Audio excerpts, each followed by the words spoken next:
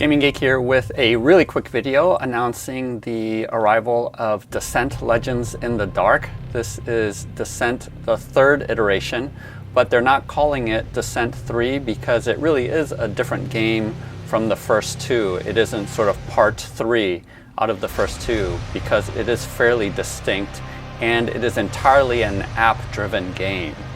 So go ahead and take a look at some of this. I think the sculpts are looking really good and the miniatures look awesome.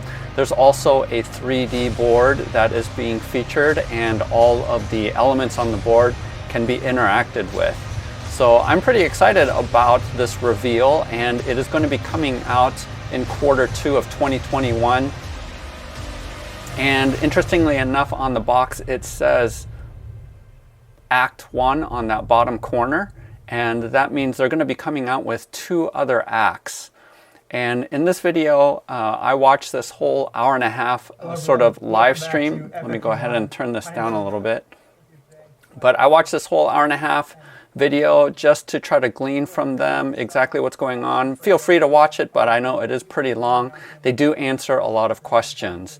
One of them being how much of the app is being used, and pretty much it's central to the entire game.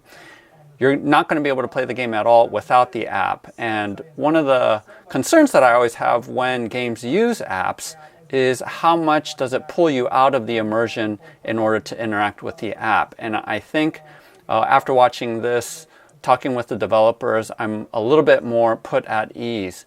Now, there's a number of gamers that really don't like games with apps, but from my point of view, I really feel like the app is another tool in aiding in gameplay. And so for me, the app isn't an instant turnoff.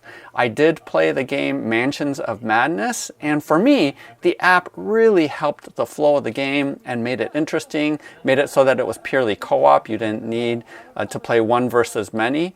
And most of my games, I like to play co-op versus having a dungeon lord or an overlord. Now, I'm a huge fan of the first Descent game, and actually wasn't a big fan of the second one. The first one, I think, came out in 2007. There wasn't a whole lot of dungeon crawlers that was available during that time, so it was one of the few that was out there, and I loved that game. I made this 3D board out of plaster, and I played the death out of that game, as well as the campaign series, Road to Legend. We went through that a number of iterations, and thought that that was a lot of fun. But then when Descent 2 came out, I was really disappointed because it really felt like, rather than it being a true dungeon crawler, you were just running around and racing around the board to complete the objective. So it lost for me a lot of the appeal of being a dungeon crawler where you're going through, fighting a lot of enemies, gathering loot, leveling up your characters. And so I ended up selling my second version pretty quickly, and I know later on that they came out with an app and everyone told me that the game was better with the app, but I never got back into it because there were other dungeon crawlers that came along that was better, and so there was no incentive for me to go back. Now, I am excited about the announcement for this version of Descent because rather than trying to use the app and the coding for the last couple of games, they built it from the ground up. And because of that, I really believe that this game is going to utilize the app feature a lot better than it's sort of being tacked on to the second version. And that makes me excited. And I know a number of folks really hate on apps, but for me, I think this is an exciting opportunity to really utilize the app in a way that maximizes the record keeping as well as playing the Overlord and making, hopefully, the gameplay more streamlined without taking away all the fun things about dungeon crawls, which was leveling up your characters, which was exploring, and the fact that the app sort of keeps track of and gives you different scenarios based on which character is exploring what. Now, there's another game that I think kickstarted last year called Airune, a French company that started using an app, and I was somewhat interested in that game, but one of the things that turned me off from really diving in was that it didn't seem like they had much of the storyline already programmed into the app. So it seemed fairly limited how much they had put in. And because they're a small company, obviously they couldn't put a ton of content in there. So the thing I like about Fantasy Flight taking on this project is they do have the resources. And so in this first box set, it has 16 scenarios, and that amounts to about 50 hours at least of gameplay.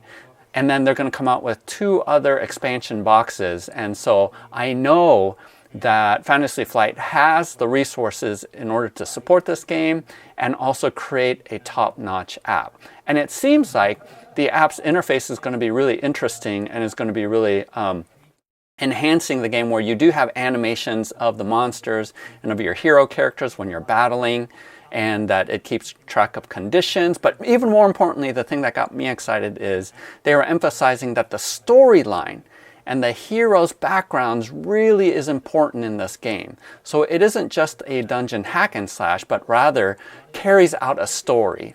And for those of you who've seen some of my other videos, you know that for me, having a great story is really important. That's why I love Madara so much, is because it has an overarching story that is really interesting, and based off of some of the decisions that you make, it changes the storyline.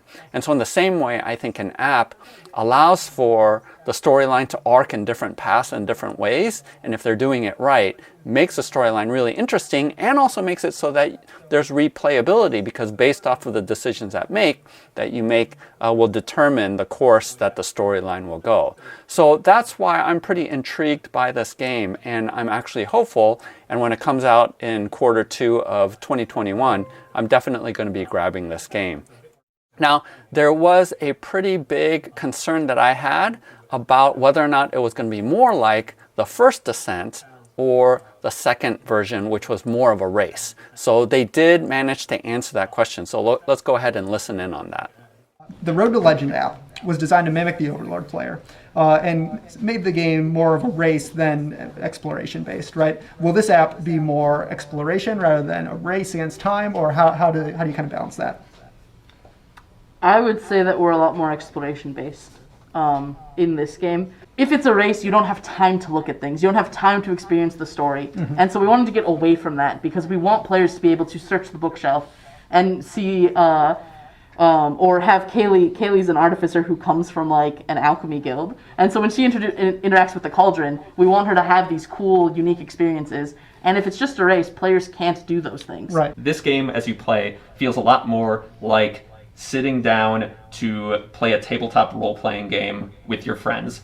Yeah, so that right there is a seller for me, because I wanted to get back to traditional dungeon crawling, traditional sort of RPG in a box kind of experience, rather than racing around gathering objectives on the board. So what they just said makes me super excited about this game and makes me hopeful that this might be something that really integrates an app well, so that our team can play co-op rather than one of us sort of needing to bite the bullet and playing the Overlord. Also, for those of you that might be concerned about the app, they do address that at the very end. So let's go ahead and listen in on that.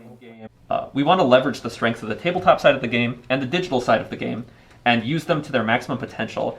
But there's this kind of challenge of the interfacing with the app, right? It's slow when you have one person managing the app, and then narrating to everybody else. There can kind of be this kind of slowdown as they're managing the app. So we were really conscious about this divide, and I think Attack highlights this amazingly, because I can't even remember how many different iterations you and Nathan went through as you were kind of working on this. A lot. But as you can tell, there's a lot going in with like your board interacting with the dice you roll, and then once you input your attack, interacting with defense and weaknesses of the enemies and different triggered abilities. But one thing you can tell is there's a pretty clean divide of your board interacting with the physical space and then inputting a value into the app that you can easily tell across the table to somebody else. And then the app side of things, based on the knowledge it has about the setup on the table, executing the rest of the logic. And so the beauty of this is like we can create these really complex, interesting systems with all sorts of interactions, but that are really like smooth at the table to just say, all right, after all of this, I got, 4 successes. And then like Kara inputs it and then reads the results to me. And so it actually flows pretty cleanly for how how much interesting tactical gameplay we have going on in that one moment. So that really makes me excited because I do think that Fantasy Flight does have the resources to do the market research, do a lot of testing in order to make the app as seamless as possible. So I'm super excited about that. Also, you can see here on Fantasy Flight's website where they just announced this. Again, $175. And you can watch the teaser trailer here as well. Links in the descriptions below. And they have different kinds of dice. You have 6-sided, you have 8-sided, and you have 12-sided. So each hero rolls different dice. And so there's, and in the stream, they talked about how each hero plays very differently from one another. So again, excited about that.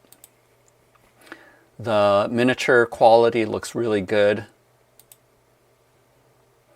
The base game comes with 6 different heroes.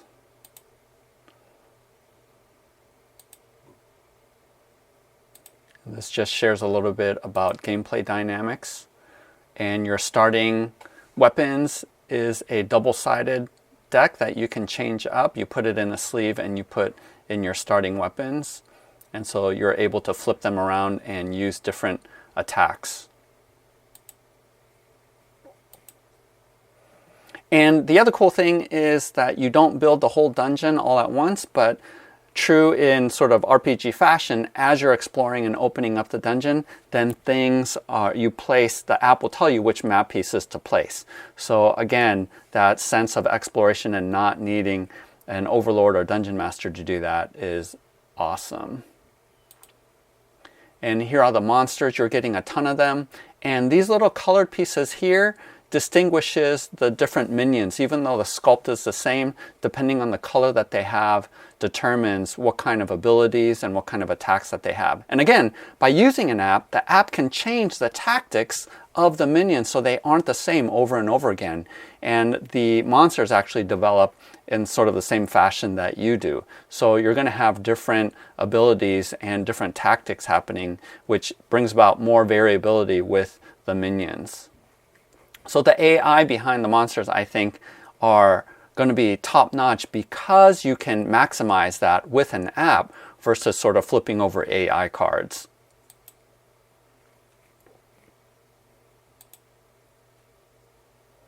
Again, crafting, being able to craft is a huge part of RPG, so that's cool that you get to do that.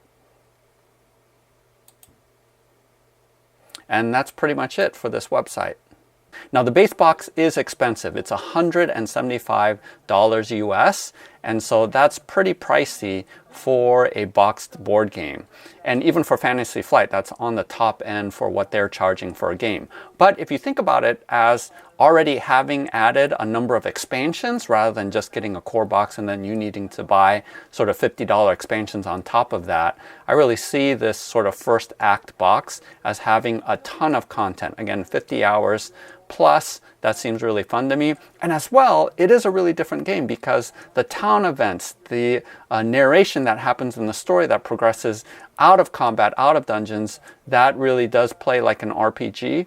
And it really uses fatigue differently than it has in the first 2 games. And so how you clear fatigue, you don't have to rest, but you flip the card over, and that clears away all the fatigue from both your character card as well as your weapons, because your weapons require fatigue in order for you to use them. So I do think that it is a very different game, and because of that, you can't use Descent 1 or 2 materials into this game. So this is sort of a brand new game. I don't really mind that because I think you would have to water down the game too much in order to incorporate all of that other material, and I'm glad that they built this game from the ground up and not apologizing for the fact that they are using an app. And again, for me, that's not a big problem. I see it as a tool just like anything else.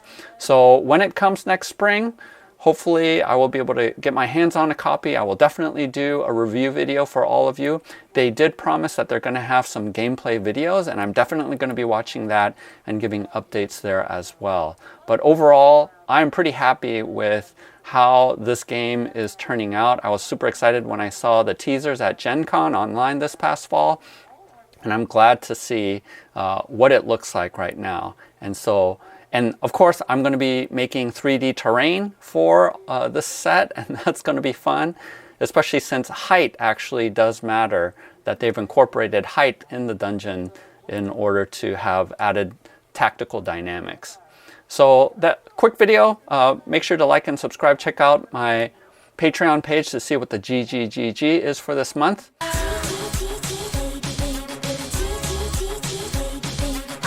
Otherwise, happy gaming, and we'll see you next time. You'll clear all tokens from it, so all those fatigue tokens go away, and you get